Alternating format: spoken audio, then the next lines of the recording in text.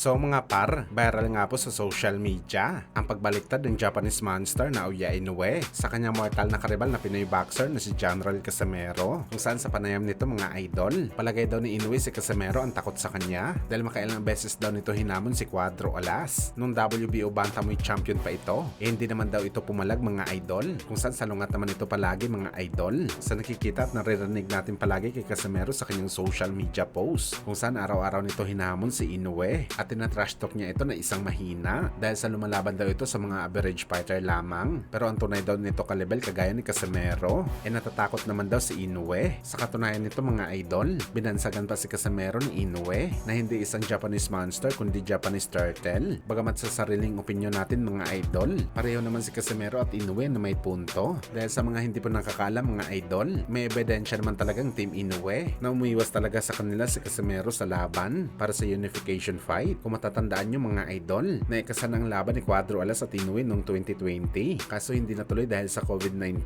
Na-cancel ang laban. Pero nang binalikan ng Team Inoue mga idol ang laban kay Casimero, matapos humupa ang COVID-19, ayaw na pumayag ng Team Casimero mga idol na lumaban sa Japanese Monster. Sa dahilan mga idol, na ayaw mag-take ng pikat si Casimero. Gusto daw ng kampo nito mga idol na buo pa rin ang ibabayad sa kanya, na hindi naman po pwede yun mga idol. Dahil nga nag-pick up din si Inoue. Sa mga panahon kasi na yun mga idol, matumal po ang bintahan sa laban sa boxing dahil sa COVID-19. Kaya imbis si Casimero, si Jason Maloney na lang ang tumanggap ng offer. Kaya may rason talaga mga idol si Inoue na sabihin na si Casimero umayaw sa kanya sa bakbakan.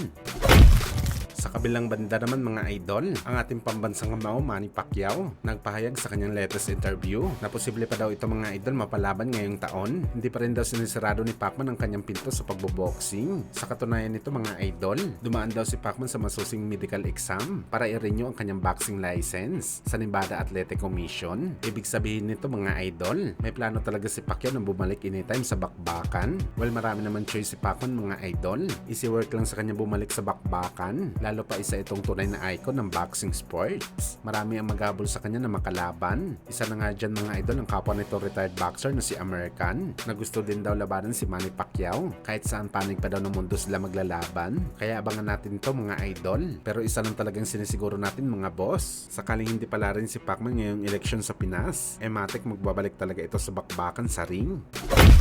Samantala breaking news naman po mga idol, WBC Featherweight Champion Stephen Fulton na aksidente sa motorsiklo, kung saan mga idol, maraming mga palto sa katawan si Fulton. Sanhin ang pagkagulong nito sa kalsada. Buti na lang talaga mga idol, balat lamang na damage kay Fulton. Sakaling nabalian ito ng buto, malamang magbibigay ito ng malaking epekto sa kanyang galawan sa bakbakan. Kagaya sa nangyari kay Errol Spence Jr. na ilang car accident ang dinanas. Ilang buto na rin ang nabali nito sa kanyang katawan, kaya biglang lumaos kaagad ang batang kampiyon.